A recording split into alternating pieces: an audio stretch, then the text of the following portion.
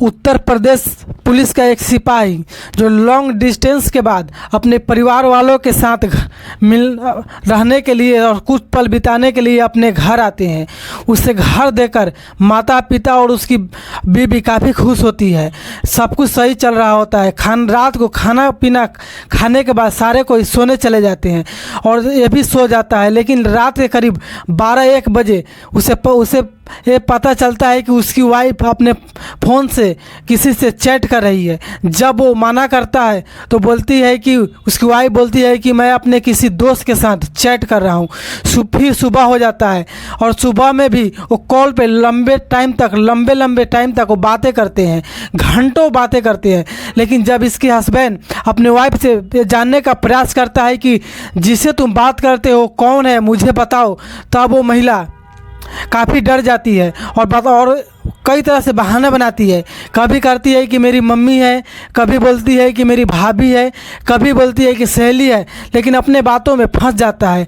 लेकिन जब उसकी फ़ोन चेक कराया जाता है तो उसके पति के पास जो नंबर आता है वो नंबर उस महिला के पास नहीं बल्कि एक फर्जी नंबर अपने फ़ोन में यूज करती है।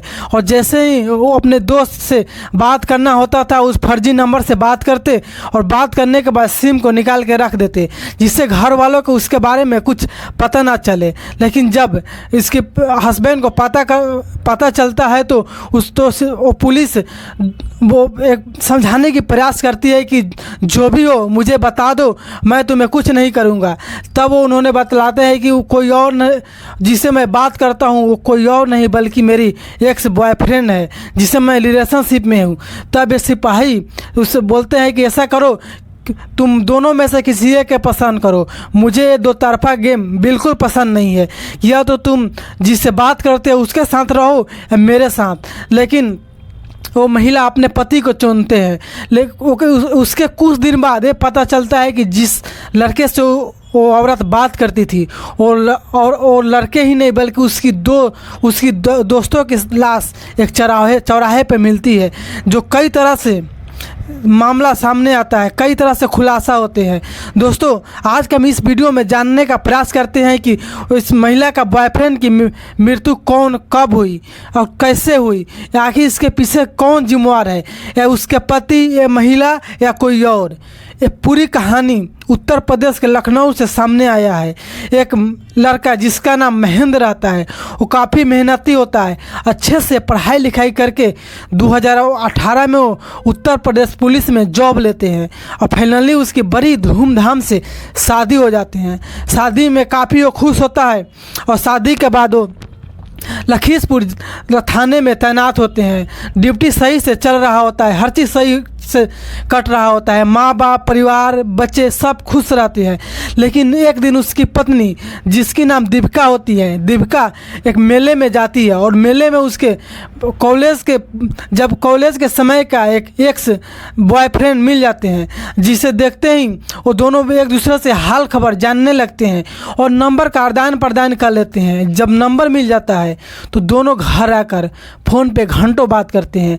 जब सास ससुर खाना पीना खाकर अपने काम धंधे गृहस्थी में लीन हो जाते हैं और पति थाने में रहकर अपनी नौकरी कर रहे होते हैं और चौकी दे रहते हैं, इधर महिला अपने एक्स बॉयफ्रेंड से घंटों बात करती है, चैटिंग करती है। और इतना ही नहीं, एक फर्जी नंबर निकाल ली रहती है ताकि वो नंबर केवल उसके बॉयफ्रेंड के पास होता है। उसके घर वाले इस नंबर से बिल्कुल अनजान होते हैं। जैसे ही मौका मिलता बात करता, और इतना ही नहीं, पुराना प्यार फिर से उमड़ जाता है। उसके साथ फिजिकल भी बनाते हैं, फिजिकल संबंध रहता है। जैसे उस लड़के को टाइम मिलता है इसे बुलाते होटल में, उसके घर पे, रूम पे, और दोनों के बीच बस संबंध बनते रहते हैं।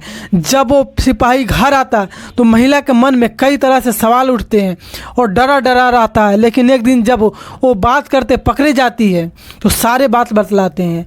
तब वो महेंद्र अपने वाइफ दीपिका को समझाने का प्रयास करते हैं कि जो तुम्हारा एक्स बॉयफ्रेंड रोहित है, जो मनोज है, उसी से बात करो या उसी के साथ रहो या मेरे साथ रहो। तब दीपिका तैयार हो जाती है कि इस गलती को आखिरी गलती समझ के माफ़ कर दो, इसके बाद ऐसे शिकायत का कोई मौका नहीं मिलेगा। दोस्तों, वो कहते हैं ना, जिसकी आदत होती है जिस चीज़ की लत होती है वो कभी छूट नहीं सकता। फिर वो उसका हस्बैंड दोबारा अपने थाने चले जाते हैं और उसकी ट्रांसफ़र लखीमपुर से अयोध्या हो जाती है और अयोध्या में रहकर ड्यूटी कर रहे होते हैं। लेकिन जब दोबारा वो ड्यूटी से महेंद्र घर आते हैं तो अपने पत्नी के साथ ये बोलते हैं कि ऐसा करो, तुम जिस लड़के से बात करते हो उससे मुझे मिलाओ, मैं देखना चाहता हूँ कौन है जो मुझसे ज़्यादा तुम्हें केयर करता है, प्यार देता है। एक सरकारी नौकरी वाले से अधिक तुम्हें कौन प्यार करता है, बताओ। तब दीपिका अपने बॉयफ्रेंड मनोज के पास कॉल करता है। उस समय मनोज ITI का छात्र होता है और पढ़ाई पूरा कर रहा होता है। ये के करके 35 कॉल करते हैं। 35वां कॉल जब वो उसका बॉयफ्रेंड मनोज रिसीव करता है तो एक निश्चित एड्रेस पे मिलने का बुलाता है। लेकिन पहले तो मनोज मना कर देते हैं कि मेरी पढ़ाई चल रही है, अभी नहीं मिल सकता। लेकिन इस महिला की जीत पे वो मजबूर हो जाते हैं और बताए गए एड्रेस पे मिलते हैं। मनोज अपने एक दोस्त रोहित के साथ जो रेलवे में सर्विस कर रहे होते हैं, दो बाइक पर बैठकर इस महिला अपने गर्लफ्रेंड द्वारा बताए गए एड्रेस पे आते हैं और इधर ये सिपाही महेंद्र अपने 3 दोस्तों के साथ वहीं छुपे रहते हैं। जैसे ही उसका बॉयफ्रेंड वहाँ पे आते हैं और अपने गर्लफ्रेंड यानी दीपिका के साथ बात करने लगते हैं, तभी वो पीछे से झाड़ी से वो सिपाही महेंद्र और उसके 3 दोस्त धारदार नुकीले हथियार लेकर निकलते हैं और फाइनली बाइक पे पीछे बैठे उसके दोस्त रोहित पर वार कर देते हैं। रोहित को तो निशाने साध कर एक ही बार में मौके पर ही ख़त्म कर देते हैं। फिर काफ़ी देर तक लड़ाई होती है। बीच बचाव में महिला को भी बाहर ज़मीन पे गिरा दिया जाता है और फाइनली इनके 3 दोस्तों ने मिलकर उसके एक्स बॉयफ्रेंड यानी जो अभी बॉयफ्रेंड है यानी मनोज की एक करके 21 बार छुरा मारते हैं और फाइनली मौके पे मौत हो जाती है। दोनों को मारकर वो पुलिस फिर से अपने ड्यूटी चले जाते हैं और अपने थाने ज्वाइन कर लेते हैं। लेकिन कोई भी गलती कितने दिन तक छिप सकता है, कानून के नज़र में कोई नहीं बच सकता। जब इधर सुबह का वक्त होता है, लोगों को जब पता चलता है कि इस चौराहे पे 2 लाश पड़ी है और बगल में एक बाइक खड़ी है, लोगों ने पुलिस को सूचना देते हैं। पुलिस की टीम आती है और दोनों को बरामद कर देते हैं। और जब इसके माता पिता के खबर मिलती है तो दोनों दोस्त अपने घर से ये कहकर आए होते हैं कि बगल में एक दोस्त का बर्थडे है और वहाँ पे पार्टी में जा रहे हैं, 2 घंटे बाद हम लोग वापस आ जाएंगे। जब उसके बगल से फ़ोन को सीडियाँ निकाला जाता है तो एक अनजान नंबर से घंटों बात करते हुए निकलती है और जब उसका कॉल डिटेल निकाला जाता है तो फर्जी निकलता है। लेकिन जब उसकी अच्छे से जांच करने पर वो कॉल दीपिका का होता है। तब दीपिका को थाने बुलाया जाता है तो दीपिका ने एक करके अपने सारी बीते और पास्ट के और भविष्य की जो भी आंखों देखा हाल सारे चीज़ सुनाते हैं कि कैसे ने उसके पति ने धोखे से बुलाया और कैसे करके उसके बॉयफ्रेंड और उसके दोस्त की हत्या कर दी। उसके बाद जब एक खबर मीडिया में आती है तो चारों तरफ हंगामा मच जाते हैं। पहले तो वो दोस्त जो शादी के बाद भी वो लड़का अब अपने एक्स गर्लफ्रेंड से बात करता था, वो जिम्मेवार है।